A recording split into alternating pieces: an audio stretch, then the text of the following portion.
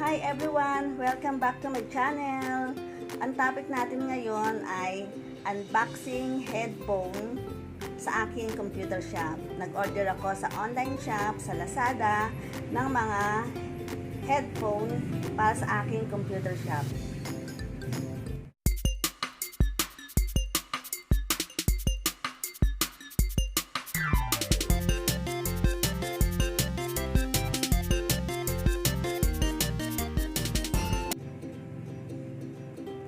Okay guys, ito yon ang aking headphone na in-order. Bali 10 pieces to. I-unbox ko na para makita natin kung anong laman sa loob. Kung tama ba yung mga laman niya, kung kompleto ba, or wala bang damage. Kaya kailangan mabuksan ko na, ma-check ko na kung okay ba siya lahat.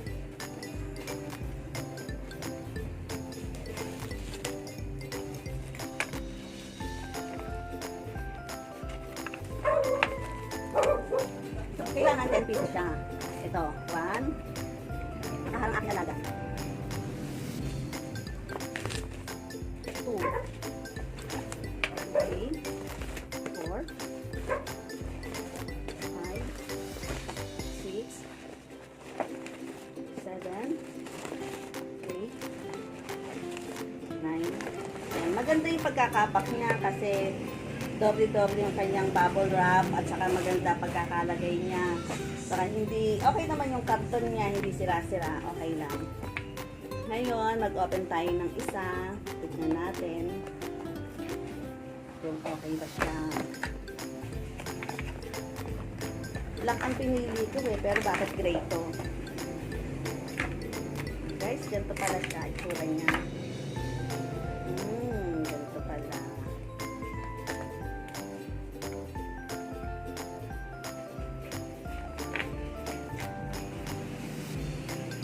Okay, maganda naman pala siya. Natutupi kasi siyang ganyan. Natutupi siyang ganyan. And then, okay naman yung ganito niya. Okay, maganda. Sana tumagal na to sa aking computer shop. Tapos yung wire niya, 3.5 meters daw.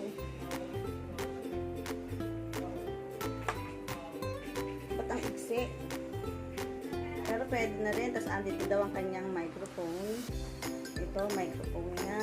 And then, ito. Okay, maganda siya. Maganda yung quality niya. Sana magtagal. Okay, maganda. Nagbukas pa tayo ng isa pa. Okay.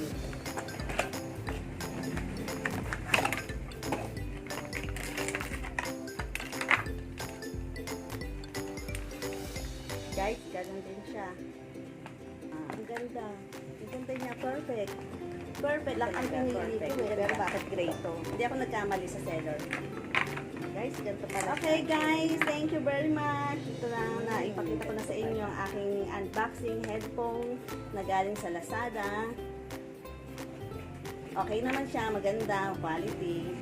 Saka, I think tumutunog siguro siya kasi sabi ko naman sa seller bago niya i-deliver, i-check niya muna lahat kasi gagamitin ko nga ito sa aking computer shop. Okay guys, thank you very much! Taga si Buchacha! Babay na daw! Bye! A few moments later. Hi guys! Ito ang aking computer shop. Meron akong 11 na computer.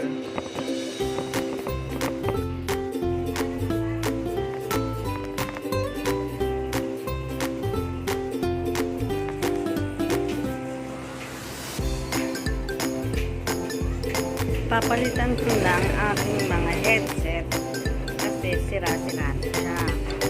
Ito okay pa naman siya, gumagana pa siya. Tumutunog pa, kaya lang ang pangit ng tignan. Kaya naisipan kong palitan naman. Mga sira-sira ng aking headset.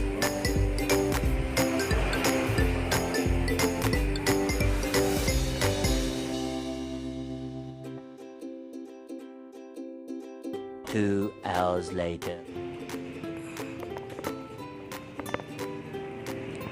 Guys, ito na. Napalitan ko na ang aking mga headset. Maganda na siyang tignan ngayon.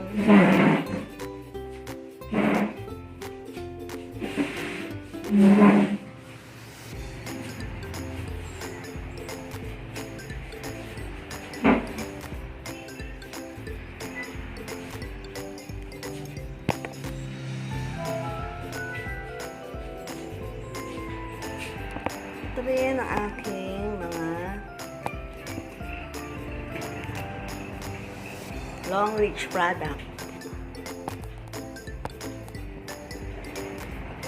Ito ang aking server. Naglagay din ako ng aking pampaswerte.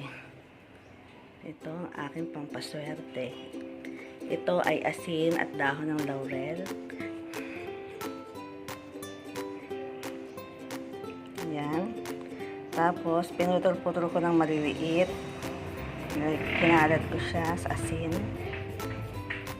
Ganyan lang siya. Pampaswerte ng aking shop. Ito naman yung labas. Hindi ko pa nabubuksan. Sige tayo sa labas. Maya-maya mag-open ako.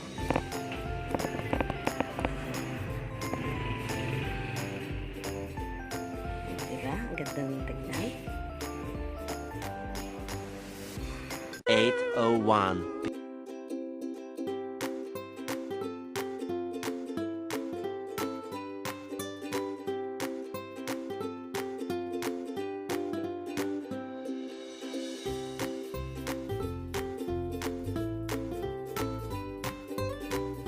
Oh! 6 hours later.